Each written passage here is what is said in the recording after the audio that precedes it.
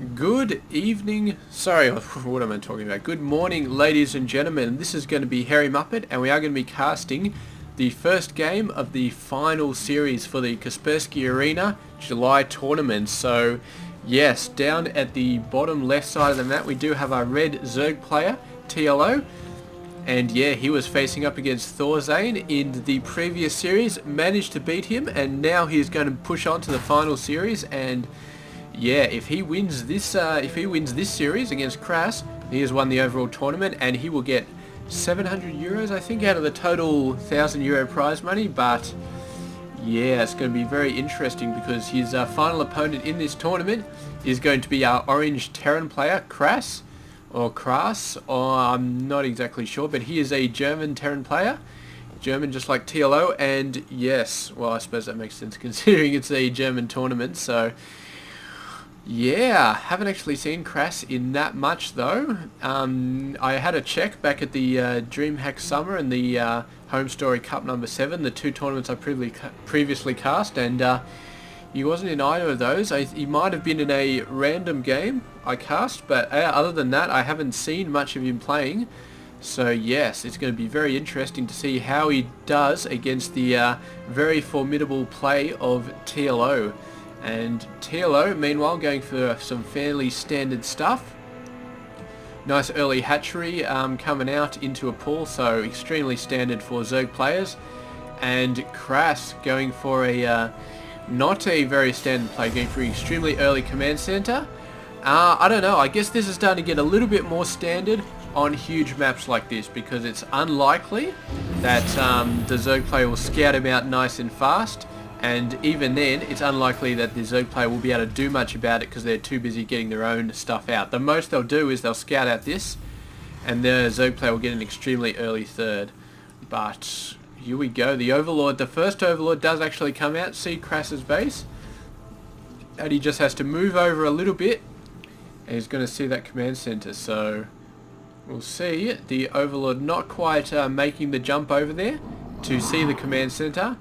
I don't know whether he knows there's a command center out there where he is pretty certain there's going to be, or yeah, but I do not know what he is expecting. But yeah, he definitely needs to see that command center, and then he needs to do one or two things.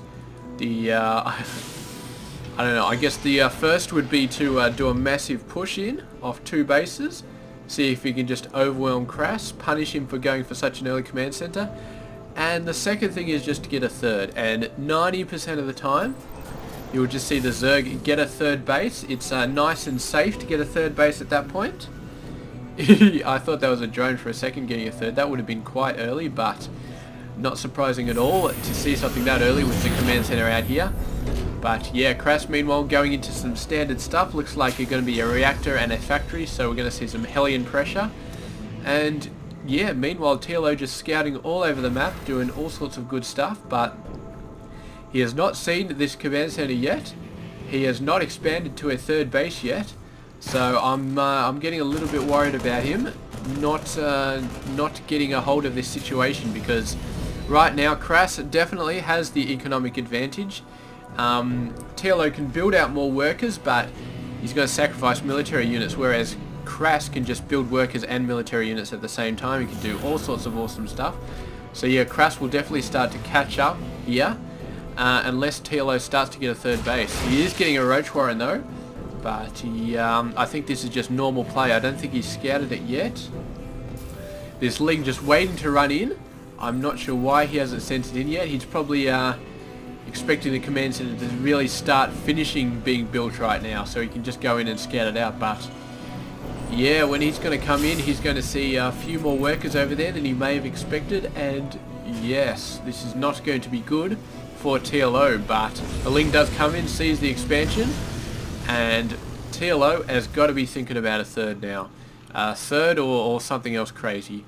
But 8 roaches at the 6.5 minute mark. I think that pretty much tells us all we needed to know, and that is that TLO does not want to go for a third. He wants to go in there and he wants to hit KrasS nice and hard and finish him off early. So yeah, we'll see exactly how these guys go.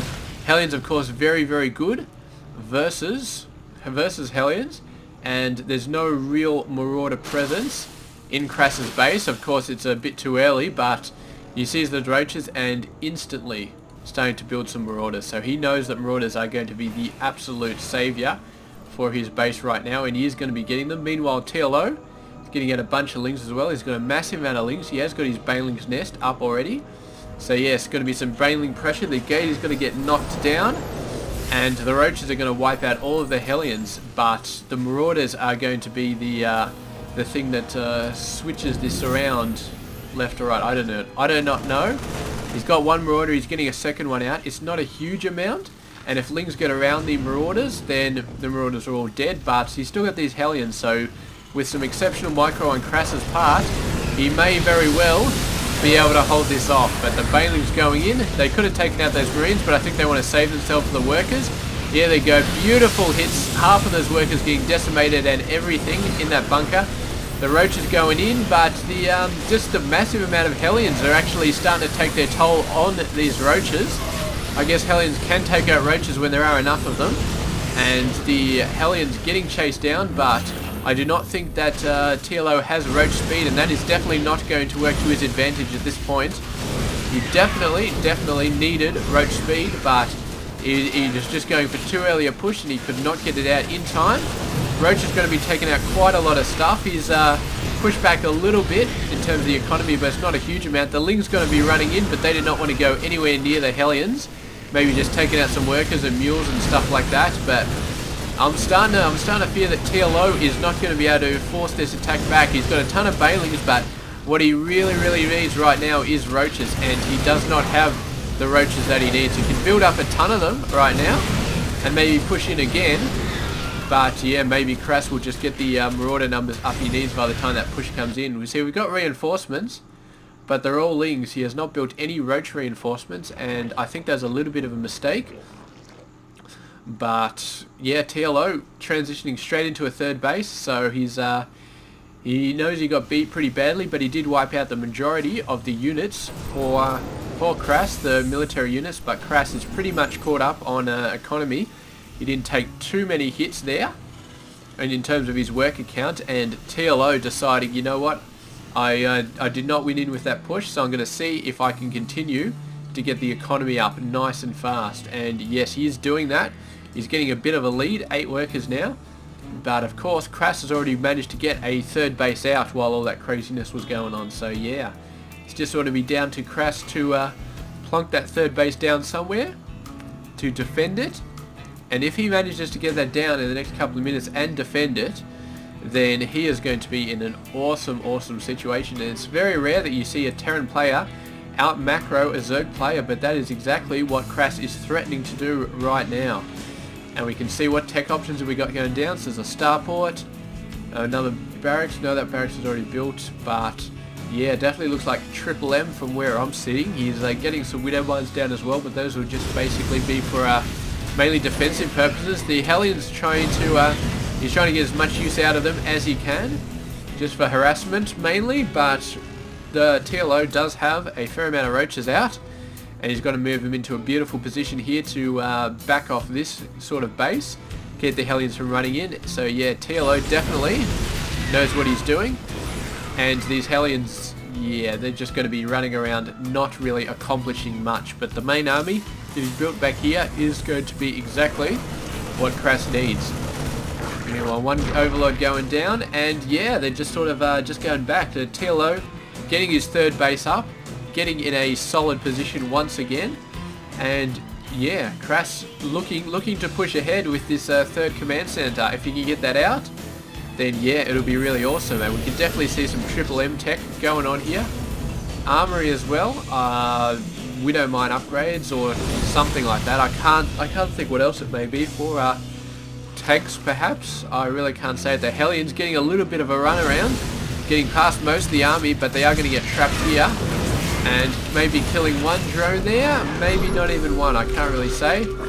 Here comes this, but the Overlord pooping all over the place here and doing a great job at keeping that command center from landing as soon as it wanted to. You can see this one was screwing up this expansion as well, so pretty great job, and yeah, KrasS actually choosing to land out here a little bit close to the Zerg base, so it's going to be that much easier for TLO to go in and just start harassing the crap out of that base, and yeah, we will see exactly what happens, but I would estimate that this is not going to be the last time this base is hanging up in the air.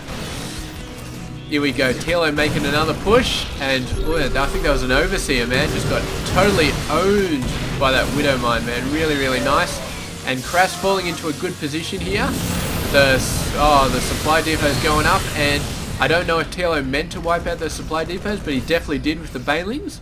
And yes, he's just going to push back, and KrasS in a pretty good position here. Those Banelings being lost was not fun for TLO, and yeah, Widow Mine getting taking out an Overseer, definitely not good, because yes, the Overseers are supposed to be the ones who are taking out the Widow Mines, not the other way around. But yeah, actually researching Burrow here, so that could be interesting.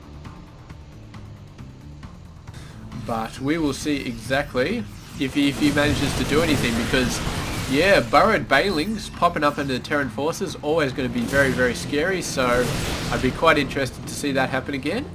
But yeah, look at this Zerg force. The Zerg continuing to have the numbers, but KrasS has such a tightly packed group, and he's doing a great job at doing the splits when he needs to. So the Banelings not getting the best hits that they possibly could, and in the end it's just Roaches versus Marauders, which is definitely not going to be favouring the Zerg player. I mean, I think he's got more units, but when you're facing off against Marauders, it's just, yeah, the Roaches do tend to take the worst hits, and it looks like he actually manages to save the majority of the workers, or at least 16 getting out there, so some very, very unique dropship action there from KrasS to save all these workers. And meanwhile, we do have a fourth base coming down for TLO, so continuing to put the pressure on. And yeah, but we're still going to say great job there from TLO. He's managed to keep the third base from really getting stuck into it, and he's got his fourth base down at the same time. So right now he is in a great position to take this game away, and KrasS is doing all the good stuff that he needs to do, but the main thing that he needs to do is to get this base down, and so far he has not managed to solidify this third base. And look at these guys, they're just walking in here like they own the place, and there's not too much the Terran can do about it because they're too worried about their expansion right here. The Terran's trying to get up enough forces, and I think in maybe a minute or so he will have enough to risk trying to go out and keeping this base done. But look at TLO, man, getting the fifth base out as well. Really, really just extremely, extremely good on the economy. It's just pushing out as much as he can, really doing some good stuff, and yeah, just, I mean, what can you say? It's just awesome, awesome stuff. And I do believe that, yes, KrasS does know about this fourth base down here. So this base is going to have a bullseye painted on it for the next few minutes, but yeah, I mean, he's got the fifth base over here as a backup, so, and it's not like KrasS would really guess that it would expand over there, because expanding close to your enemy generally not a good idea, as we can see by this command center over there. Still hasn't landed. He really should move it over there because he could defend that a lot easier. I mean, the Zerg player, the creep of the Zerg player is actually pretty abysmal. I mean, TLO, I would have expected a little bit better creep at this point, but his creep is pretty much non-existent through the middle of the map, so he's been too worried about hitting stuff, I guess. Look at these Widow Mines then, it's just like a ticking time bomb. These Roaches are dead and they don't even know it yet. Oh, look at them all just explode. He really needs to get an Overseer down there, but I think the last one that came down did get taken out by a Widow Mine, so yeah, meanwhile, he manages to save this attack, but yeah, TLO just continuing to put the pressure down, and KrasS really needs to do something about this. He's going for a massive amount of Marines, but considering that there is Roaches and Banelings, I mean, he really needs to start worrying about Marauders a little bit more, because Marauders are not exceptionally good versus Banelings, but defensively they do last a little bit longer, and yeah, I mean they're just so much better versus roaches. But he's continuing to push out with the Marines. Yeah, I guess he's just favouring the Marines. Maybe he's going to move into tanks soon or something like that. Get the tanks to take care of the roaches and the banelings. But we haven't really seen that too much. He's still just got. Oh no, here we go. We've got 2 more factories with tech labs on it. So he's definitely got the potential to go for some heavy tank play. And yeah, look at these guys coming out. They are definitely on a home run for this 4th base. Definitely want to take it out. And TLO, I don't know how he knows what he knows, but he is moving some reinforcements back into there. He's obviously guessing that forces are going to move over there. But he doesn't have a massive amount. He's just like a spine crawler, a few banelings and a bunch of lings. And I don't know whether it's going to be enough because he could just save this entire force inside the medevacs whenever the hell he wants. And yeah, definitely actually going to move them over here and just heal them up straight away. So really, really great job there. Slowly moving them across, getting them all healed up so that he can go in with a fresh dim and do some really good stuff. But TLO getting the ultras out, so he's been absolutely awesome on his upgrades. You can see he's just about to get 3-3 for his ranged ground. He's just about to get 2 attack for his ultras and his lings, and he's also, looks like that guy got scorched by a tank, so they're not going to want to go in there anytime soon. And he's also getting ultraless armor, so the upgrades for a TLO is going to be quite impressive. But then again, KrasS is a little bit ahead even at that. He's got 2 armor and 3 weapons on his Marines, so really, really awesome stuff here. And I'll have a look at the tanks in a sec. I want to see what they've got, but I just can't pull away from this awesome medevac action at the moment. And I don't know, maybe KrasS can actually do some damage here. He's going to go for the workers. He's going to take out quite a few of them. And yeah, this is going to be really, really awesome. So we'll see if he can take out the hatchery. I don't know about the hatchery. The workers have all run away, so it's going to be taking minimal losses for TLO here. But who knows? Who knows what is going to happen? Because I certainly don't. And here we go. The tanks really, I mean, this sort of pressure he was doing before with the roaches, with the banelings, this tank presence is really going to start shutting that down. I mean, roaches can sort of go up against tanks if they've got a really nice ratio, if they got like 5 or 6 roaches per tank. And I think he's just at that ratio. If this gets out any more tanks, then these roaches are just going to be in such a bad state. But the Ultra's getting nice and close to the Marine Marauders, and that is going to be very bad. You can see he's pushing in from both sides, doing a great attack there. And these guys forced to fall back behind the tank line. The tanks all get taken out. But it may have been enough because the roaches are pretty much all gone, and this ground army should be able to wipe them all out. But maybe he should have held the line a little bit, saved his tanks, because it's a lot easier to replace these guys than it is to replace tanks. But you may just have ended up losing the entire army anyway, so we will not know whether or not he would have won that if he had held the line. But regardless, what we do know is that there are a huge amount of ultras coming out. And if we have a look at the income, yeah, TLO definitely doing some good worker damage over the course of this game. I think it's probably been just like 1 or 2 engagements where he managed to get like 20 or 30 workers, but it does add up over a long period of time. And there's an attack going in here again, and this time TLO knows he cannot defend this. He's too committed to this force, to this attack right here. So he's just going to let that base go, and he's just going to say, well, you can have my base, but I'm going to take all of your bases and I'm going to wipe you out. So there we go. Ultra's coming in here, and most of KrasS's forces were actually down in the bottom right, taking out TLO's force. So he hasn't really got much. The Marauder's getting a nice position, but I don't think in the end that it's going to actually happen. I think the Ultras are just doing too much damage. They've really gone in there and really done some awesome job. 4 workers to 72. I mean, it doesn't matter what else happens. There is no chance that he's going to be able to sort of recover from that. And here we go. He's starting to get some forces to take these guys out. He's pretty much wiping out KrasS, but he wants to make sure that KrasS does not wipe him out as well. So sending in some banelings. Bailey's going to get some fairly nice hits, but he did manage to save a lot of them. And TLO not even going to bother going for any anti-air to really take these guys out. He is just going to go for some standard stuff. Just all ground units. He did actually end up going for Ultra Infester. which is something is a fairly good tactic. I mean, Ultra Infestor Ling. Definitely, you sort of lull your opponent into sort of getting a lot of Marines, and yeah, but he has got because he had early road pressure. Then KrasS sort of did go for a lot of Marauders as well, so that's why he did such a relatively good job holding off the Ultras. But in the end, it was the economy which just completely screwed him over. I mean, having his third base locked down for pretty much the entire game, and having this fifth base over here that he didn't even know about.